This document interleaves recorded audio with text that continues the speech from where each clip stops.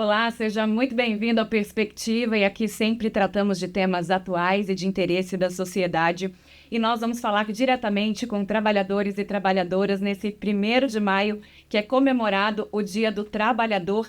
E vamos falar sobre a importância do papel da Justiça do Trabalho na garantia de direitos e também na melhoria das relações de trabalho de modo geral. E é por isso que eu recebo aqui no estúdio o desembargador César Palumbo, do Tribunal Regional do Trabalho da 24ª Região. Seja muito bem-vindo aqui ao nosso estúdio da TV Alemes. Obrigada, doutor. Bom dia, Lívia. Muito obrigado. Bom dia a todos. Obrigado pela oportunidade de participar desse programa e falar um pouquinho sobre o Justiça do Trabalho e do trabalhador. Certo, então a gente está falando de 1º de maio, que é uma data bastante emblemática. Nós estávamos já conversando nos bastidores a respeito do tema, então fazer uma contextualização histórica rápida para a gente aqui desse dia tão importante. É interessante porque é o Dia Internacional do Trabalhador e pouca gente sabe por que se comemora por que se escolheu essa data, né? Para a gente ter noção de tempo que já vem a luta pela garantia das condições dignas de trabalho, lá em 1886, né, em Chicago, nos Estados Unidos, houve uma grande movimentação dos trabalhadores em busca de condições mais dignas de trabalho. Então houve uma greve, todos os sindicatos aderiram e houve uma greve geral que foi ampla e houve repressão policial, houve prisão, houve morte, foi realmente um clamor. E naquela época eles lutavam por limitação da jornada de trabalho. A jornada deles chegava a 17 horas por dia, eles queriam limitar a 8 horas por dia de jornada. Veja bem, hoje nós temos a jornada limitada a 8 horas, é uma realidade, mas isso nasceu quando? Lá atrás, muitos trabalhadores já lutavam por isso, né? E essa data foi escolhida por isso. Nessa data começou um grande movimento, uma greve lá nos Estados Unidos e refletiu no mundo inteiro. Então, essa data é em homenagem a esse evento de 1886, em Chicago. E, doutor, nos mais variados assuntos da sociedade, a justiça tem um papel importantíssimo justamente para garantir os direitos, né, de ambas as partes, entendendo, né, que nós temos aqui interesses de patrões e os interesses dos empregados. Sobre como a gente pode acompanhar a evolução do tempo, como é que as relações de trabalho têm evoluído, na sua opinião? As relações de trabalho são dinâmicas, né? E tanto a legislação quanto o Poder Judiciário propriamente tem que acompanhar. Consideramos, por exemplo, que a principal legislação que nós temos em termos de justiça do trabalho é a CLT, a consolidação das leis do trabalho. E ela já tem mais de 80 anos, mas foi um grande avanço, porque ela estabeleceu parâmetros para as relações de trabalho e regulamentou a maioria das profissões, e foi um grande avanço. Depois, aqui no Brasil, por exemplo, a Constituição Federal de 1988 também foi um grande avanço, porque ela trouxe muitas daquelas questões tratadas na CLT, ela trouxe para dentro da Constituição e tornou esses direitos sociais no âmbito da Constituição. Então, deu um vigor muito maior para essas questões, para esses direitos, não é? E, com o passar do tempo, várias evoluções legislativas foram ocorrendo e hoje nós temos uma realidade totalmente diferente daquela da época da CLT, em 1941.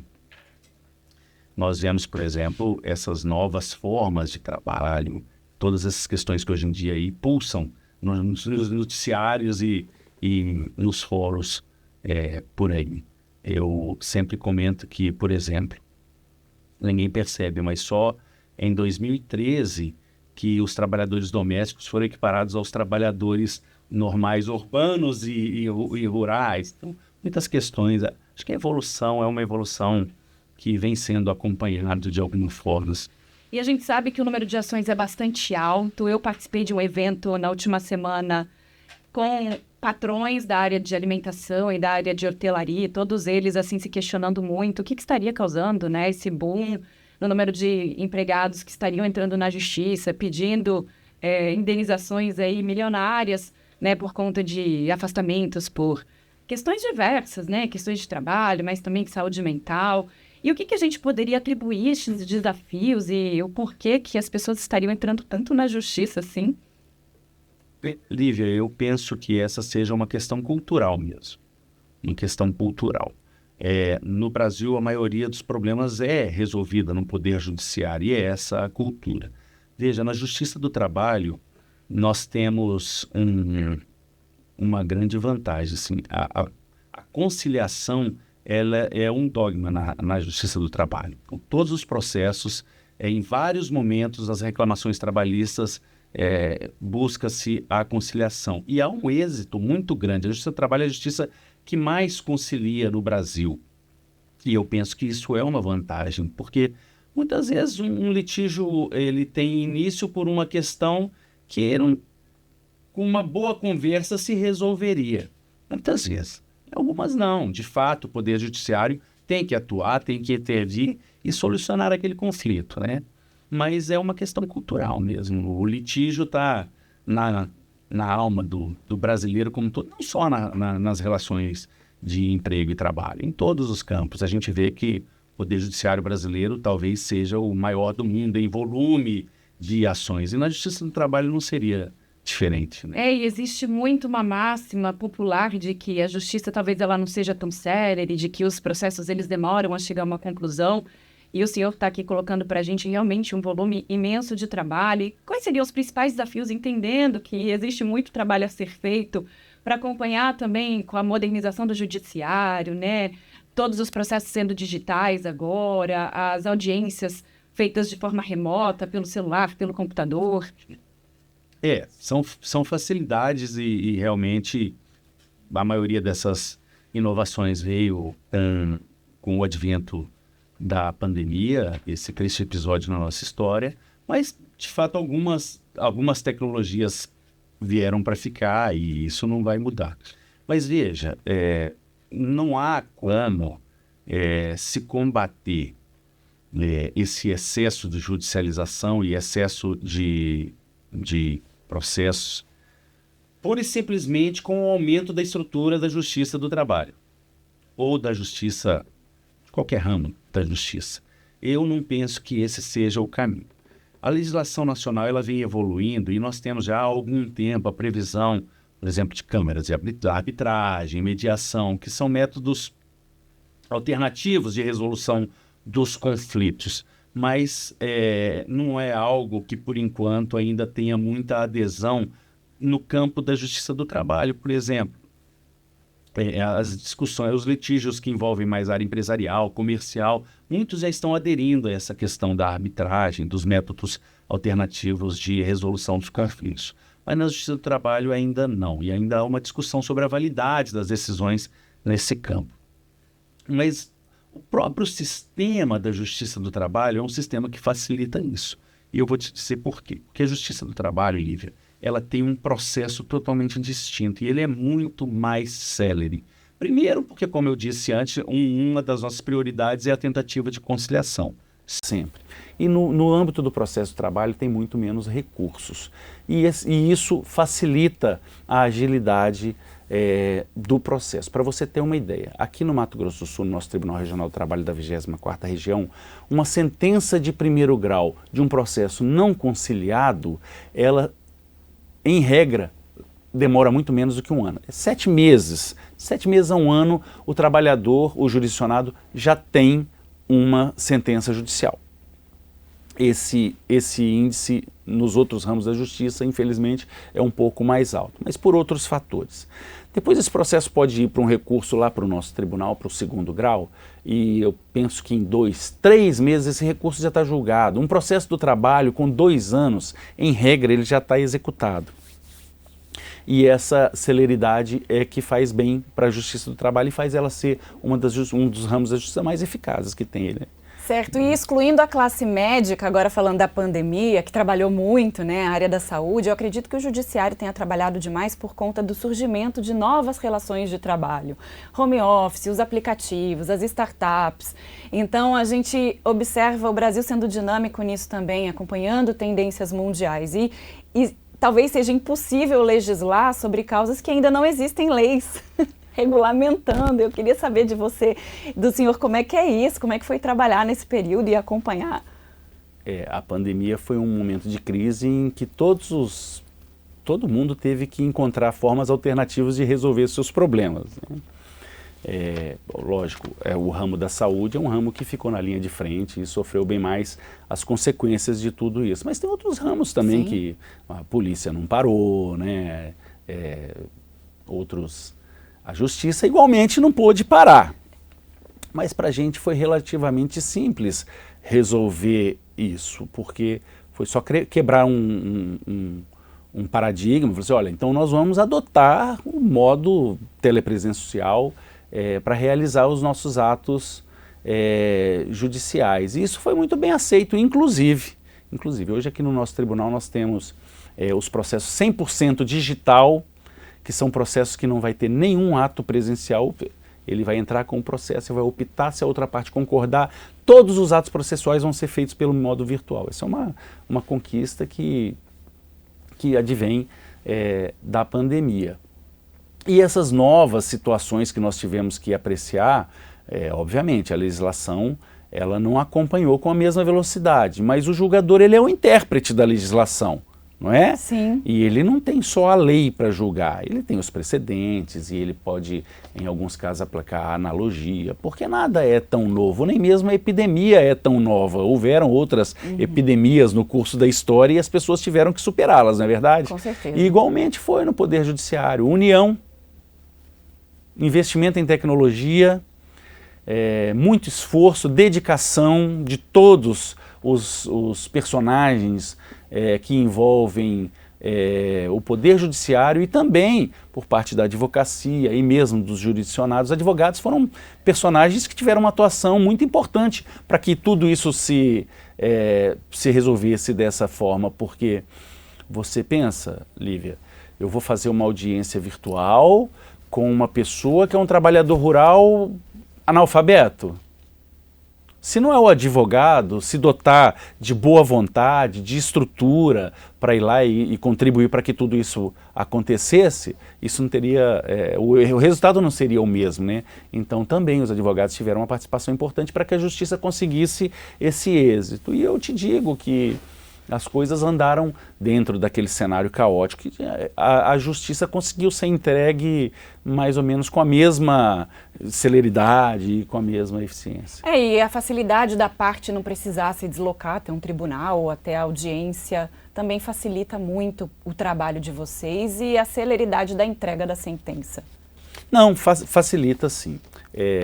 A regra é que os atos sejam presenciais, que as audiências ocorram no fórum, em determinados tipos de processo, isso é muito importante, sim, inclusive, né? Mas em alguns casos isso não é possível e a gente continua investindo nisso. Tivemos aqui no tribunal, eu posso citar um caso específico, se vale a pena, um processo, um determinado número de trabalhadores foi trazido do Nordeste do Brasil para trabalhar numa cultura aqui.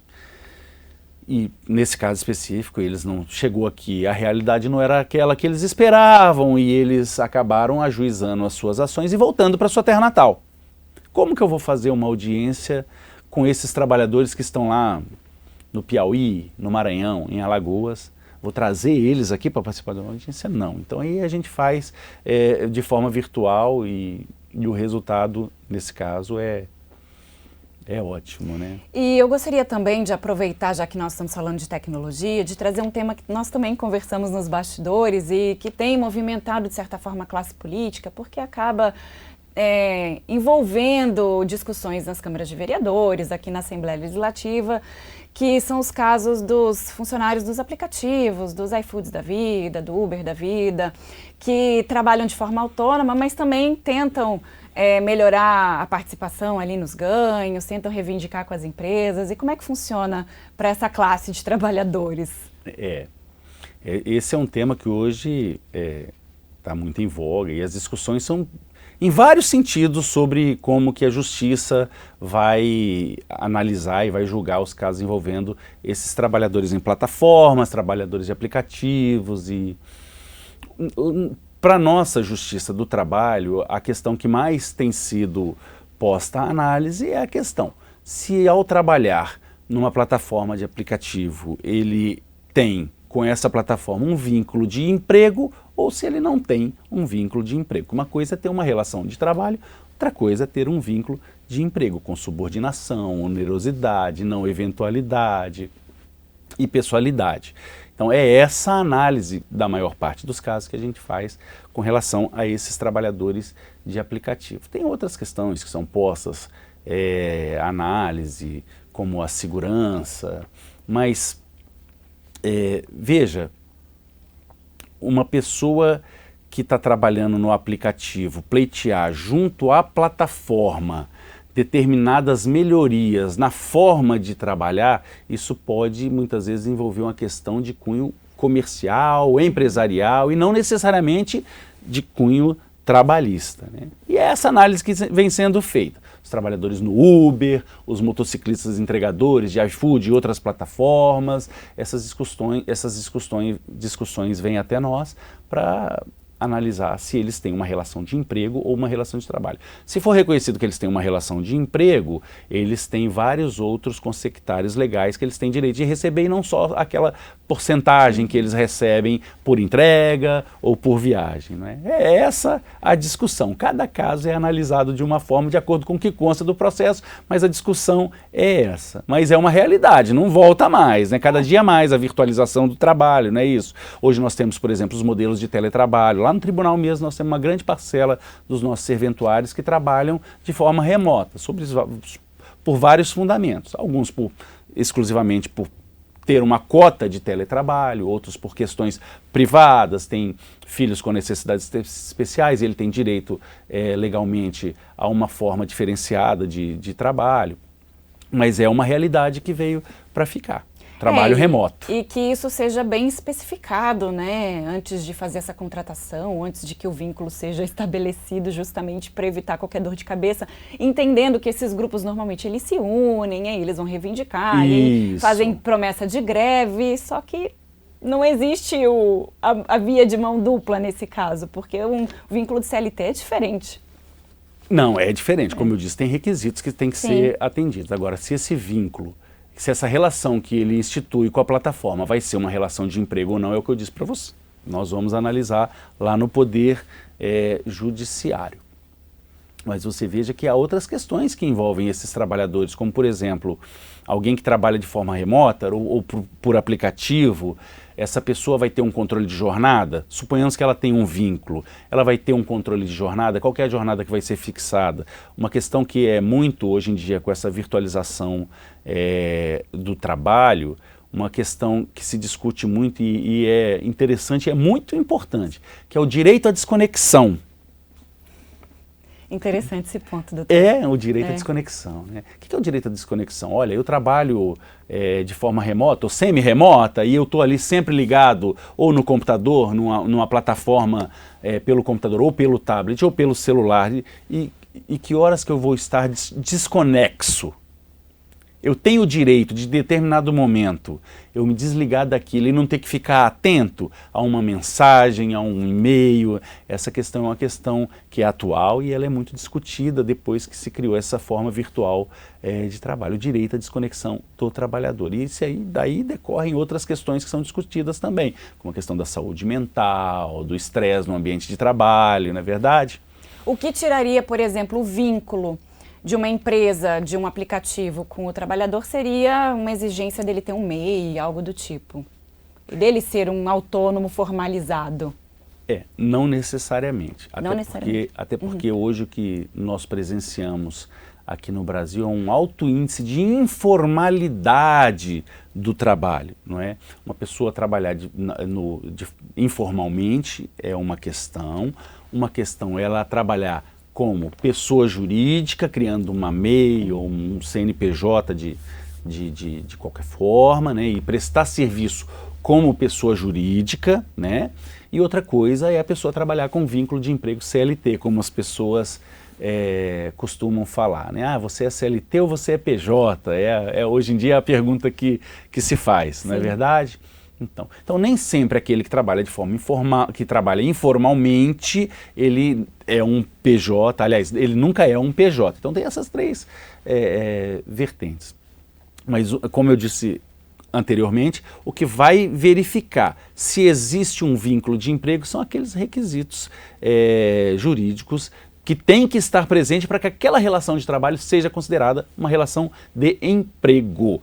Mas muitas vezes a pessoa é contratada como pessoa jurídica, né, mas como forma de fraudar um vínculo de emprego. Isso existe também, essas discussões chegam até nós. Mas não necessariamente todo mundo que trabalha como pessoa jurídica é uma fraude a uma relação de emprego. E sobre a informalidade entra no caso de quem faz diário, de quem presta diária, como diarista, né? Tanto homem Esse é o como trabalhador mulher. autônomo, que não é registrado e que ele não consta lá no CAGED, né? O CAGED é aquele cadastro do governo federal. Ele é um trabalhador que trabalha de forma autônoma e informal. Ele não tem nenhuma relação com a pessoa jurídica, ele não tem um vínculo de CLT e ele, de alguma forma, se ele não recolhe, por exemplo, a previdência de forma autônoma, ele está descoberto de todas as formas de uma garantia, por exemplo, de uma ocorrência de um acidente ou de uma doença, um afastamento, não é verdade? Sim. Então, são essas 3 modalidades. Doutor, voltando a falar então da Justiça do Trabalho, qual que é a importância da população ter consciência dos seus direitos e também até do próprio trabalho que o TRT faz para informar a população, para incluir a população nas discussões que são de interesse da própria população, da própria sociedade? Sim, do trabalhador e do empresário também, né? Porque a Justiça do Trabalho, ela cuida dos interesses não só do trabalhador, como também do empregador. A Constituição protege ambas as partes, né? A dignidade da pessoa humana, o trabalho e a livre iniciativa. E a gente tem que deixar isso bem claro, que a Justiça do Trabalho não existe só para defender o trabalhador, não é assim, existe para fazer justiça, lógico, temos como princípio o princípio da proteção, porque o trabalhador, em regra, é a parte mais frágil dessa relação, né? Mas é uma relação bilateral e é assim que ela é analisada na Justiça do Trabalho. E hoje em dia, a análise que se faz é que a grande maioria das pessoas tem acesso aos canais de comunicação, à tecnologia. O trabalhador de hoje não é mais aquele trabalhador do meio do século passado, quando a CLT foi criada. Isso é uma realidade. Então, mas existe sim aqueles que têm menos acesso à informação, aqueles que têm menos formação, então ele tem menos condições de compreender os direitos e compreender a situação fática que ele é posto e que aquilo eventualmente é uma ilegalidade, é uma arbitrariedade e ele nem sequer entende isso dessa forma, não é? Por isso que é importante sim, a gente sempre divulgar, eu queria divulgar aqui o TRT24.jus.br, é o site do Tribunal Regional do Trabalho da 20ª região. Lá nós temos notícias atualizadas pelo nosso Departamento de Comunicação diariamente. Lá são divulgadas as ações do Tribunal, os cursos do Tribunal. Tem cursos que são abertos, simpósios que são abertos à participação da sociedade. Audiências públicas ocorrem com frequência, então, por exemplo, sexta-feira eu estive no Ministério Público do Trabalho, representando o tribunal, numa audiência pública que abordava um tema muito interessante. Aliás, 2 temas interessantes conjugados, que é a questão das mudanças climáticas e conjugada com as questões que envolvem a segurança e a saúde e a segurança no ambiente de trabalho. Como que essas mudanças climáticas impactam no ambiente de trabalho? Uma discussão, uma audiência pública muito profícua, uma discussão super interessante e contou com a participação de sindicatos, de empresas. Então, esses eventos acontecem e são abertos à participação da sociedade. Então, se as pessoas ficarem atentas lá às nossas redes sociais, estão todas lá no nosso site, nossas redes sociais, nosso site, canal de notícias, todas são divulgadas lá diariamente e a população tem acesso e estão todos convidados a participar, porque só enriquece todos os debates do nosso tribunal. Certo, doutor. E antes da gente finalizar, a gente bateu esse papo aqui antes e eu gostaria de colocar aqui também algo muito interessante de vocês, do TRT, que são as ações de inclusão, né, com indígenas, com a população, ações sociais. Sim, o Tribunal Regional do Trabalho. A Justiça do Trabalho é a Justiça Cidadã, a gente batizou dessa forma, é assim conhecida, e nós temos uma atuação constante e forte no que diz respeito a políticas de inclusão em todos os aspectos.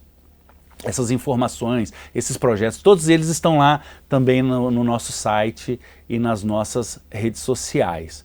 Nós temos exemplos, por exemplo, como os jogos indígenas, que nós incentivamos e patrocinamos, distribuímos bolas, uniformes e foi muito bacana. A premiação, inclusive, foi lá no saguão do tribunal, foi emocionante de ver. Nós temos também rotineiramente simpósios a respeito de temas que, por exemplo, tratam de assédio sexual, assédio moral no ambiente de trabalho, violência contra a mulher, contra a criança, trabalho escravo. Todas essas questões são questões de inclusão e que o tribunal está atento e participa ativamente. Eu tive o prazer de participar agora há pouco de um projetinho que foi muito bacana, que é o Balcão Virtual Acessível.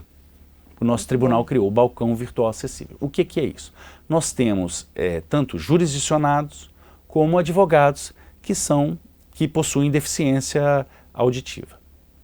Então você imagina, como que um advogado portador dessa deficiência, ele vai se comunicar com o fórum para saber como é que está o andamento. Agora ele vai ligar lá, alguém vai ligar, vai agendar para o jurisdicionado ou para o advogado, na secretaria da vara onde corre o processo ou lá no tribunal, fala assim, olha, tem aqui um jurisdicionado, um advogado deficiente auditivo e ele precisa saber informações do seu processo. A vara vai marcar uma data e hora em que vai criar um link e ele entra nesse link, lá do outro lado vai ter o serventuário para atendê-lo e o intérprete de Libras para fazer esse link automático e essa tradução, a linguagem de Libras, e ele vai ser atendido por esse balcão virtual acessível. Divulgar esse balcão, inclusive, é um serviço muito bom que nós estamos fazendo nesse momento, porque às vezes as pessoas não sabem que existe, né? Sim, sem dúvida. Muito bom saber disso, doutor. Desembargador César Palumbo, do Tribunal Regional do Trabalho da 24ª Região. Eu quero me despedir de você, já agradecendo a sua participação com a gente aqui nessa edição ao vivo do Perspectiva da TV Alemes e pedir para o senhor deixar sua mensagem, então, para os trabalhadores, para os empregadores, nesse mês de maio, que é um mês tão significativo para a gente. É uma data importante, é um mês de muita reflexão e a minha mensagem é que todos estejam sempre atentos de que em ambos os lados das relações de trabalho há pessoas, né? Sim. Há um trabalhador que precisa se sustentar, há um trabalhador que tem família, que tem suas necessidades, cada um tem suas particularidades. E há também, do outro lado, uma empresa que investe, que gera emprego, que recolhe impostos. Então eu acho que sempre tem que vigorar a boa-fé e o bom senso. Acho que tendo respeito, boa-fé e bom senso, eu penso que tudo caminha bem na vida de qualquer pessoa. E esse é um mês bom para a gente fazer essa reflexão, não é? Sem dúvida. Muito obrigada pela sua participação com a gente. O bate-papo foi ótimo, excelente. Imagina, eu que agradeço a oportunidade. Deixa aqui o meu abraço a todos. Muito bem, então Perspectiva aqui na sua TV Alemes, chegando ao fim, também convidando você para se inscrever no nosso canal do YouTube, lá no Assembleia Legislativa de MS, compartilhar o nosso link com seus amigos e familiares e a quem interessarem esse tema aqui tão relevante. Voltamos numa próxima edição com um novo tema. Até mais, tchau, tchau.